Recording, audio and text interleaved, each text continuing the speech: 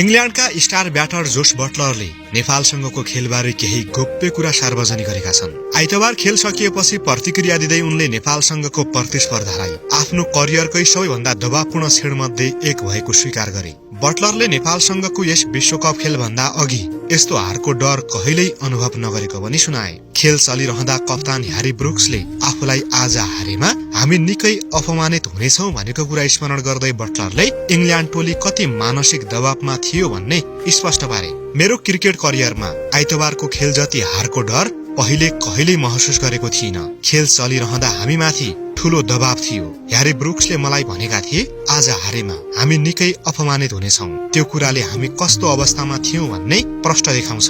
बटलरले नेपाली टोलीको खुलेरै प्रशंसा पनि गरे। कागजमा सानो देखिने टिम भए पनि नेपालले मैदानमा आफूलाई कमजोर साबित हुन नदिएको उनको भनाइ छ। नेपाल कागजमा सानो टोली हुन सक्छ, तर मैदानमा उनीहरूले हामीलाई अन्तिम बलसम्म चुनौती दिए। उनीहरूको खेलमा आत्मविश्वास, साहस र अनुशासन देखिन्थ्यो। यस्तो प्रदर्शनका लागि नेपाली टोलीलाई सम्मान गर्नै पर्छ, उनले भने।